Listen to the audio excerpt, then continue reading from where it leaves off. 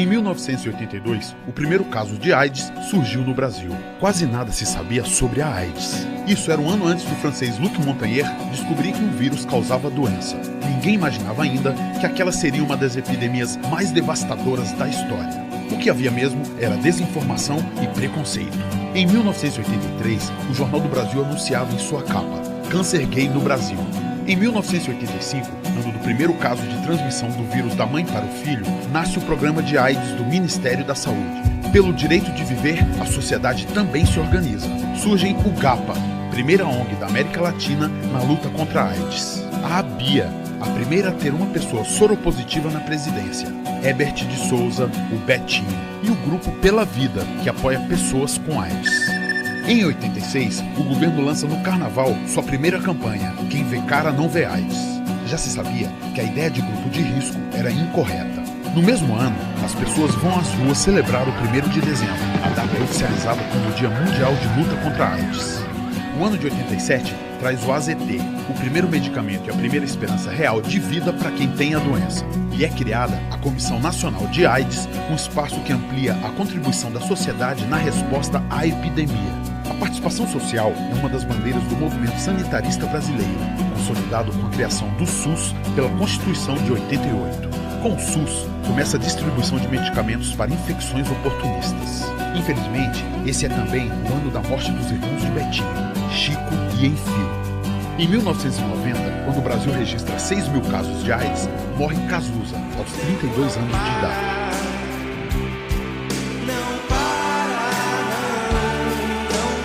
Em 91, o primeiro encontro nacional de pessoas vivendo com HIV discutia a terceira epidemia, as consequências de viver com AIDS. Ao mesmo tempo, o Conselho Federal de Medicina proíbe a realização compulsória de testes de AIDS e impede que o médico revele a sorologia do paciente sem sua autorização. 1992 chega com previsões pessimistas. O Banco Mundial afirma que haverá 1.200.000 casos de AIDS no Brasil na virada do século. As ações de prevenção ganham mais corpo.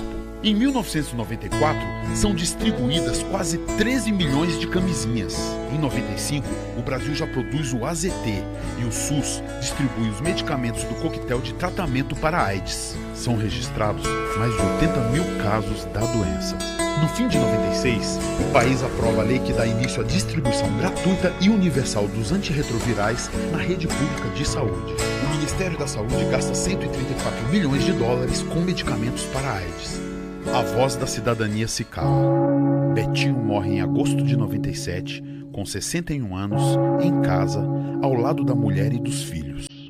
Em 1999, contabiliza a redução em 50% nas mortes, enquanto o país já gasta 336 milhões de dólares com a compra e distribuição de medicamentos para AIDS.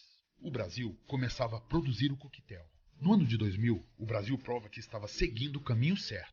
Contrariando a estimativa do Banco Mundial, 600.000 casos de AIDS foram evitados. O número de casos é inferior à metade das previsões mais pessimistas.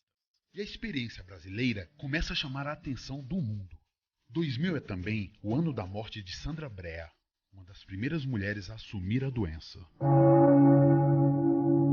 A proporção de casos de AIDS é de uma mulher para cada 2 homens. Em 2001, o Brasil produzia 7 antirretrovirais. Por conta disso, os Estados Unidos processam o Brasil na Organização Mundial do Comércio. O Ministério da Saúde ameaça fazer o licenciamento compulsório dos medicamentos, mas os laboratórios concordam em reduzir os preços. Ao final, a queixa contra o Brasil na OMC é retirada. O tratamento universal é garantido em 2002.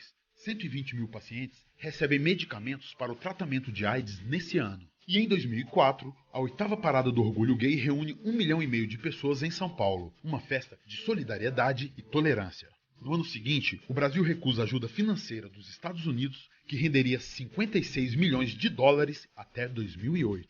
A Agência Americana de Ajuda Internacional exigia condenação pública da prostituição. Em 2006, pessoas vivendo com AIDS protagonizam a campanha do Dia Mundial. O slogan "Eu me escondia para morrer, hoje me mostro para viver" é projetado em raio laser nas torres do Congresso Nacional. 2007 é o ano que, pela primeira vez, é decretado o licenciamento compulsório de um medicamento antirretroviral. O Ministério da Saúde anuncia a redução em mais de 50% na transmissão de mãe para filho. A primeira fábrica estatal de camisinhas do Brasil é inaugurada em 2008 no Acre. É a primeira do mundo a utilizar látex de seringal nativo. Nesse mesmo ano, a Fiocruz inicia a fabricação do teste rápido. O Ministério da Saúde bate recorde de distribuição de preservativos. Só em 2009 foram 452 milhões de camisinhas. Um ano depois, as travestis preparam material educativo sobre identidade e respeito e lançam campanha contra o preconceito. Vários serviços públicos de saúde já tratam as travestis pelo nome social.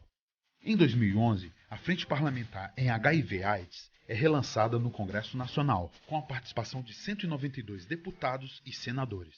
2012 traz a possibilidade de antecipação do início do tratamento entre parceiros. Em 2013, o uso dos medicamentos antirretrovirais é indicado para qualquer fase da doença, independente do CD4. O tratamento como prevenção passa a ser adotado no país por meio do novo protocolo de diretrizes terapêuticas. Impedindo a reprodução do vírus no corpo, a transmissão para outras pessoas também é reduzida. Em 2014, o Departamento de DST, AIDS e Hepatites Virais lança, em parceria com ONGs, o projeto Viva Melhor Sabendo, para testar populações de risco acrescido pelo método do fluido oral.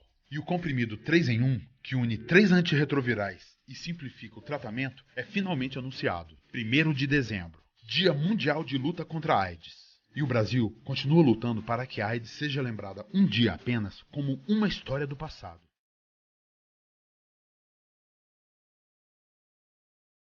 Ministério da Saúde, Governo Federal.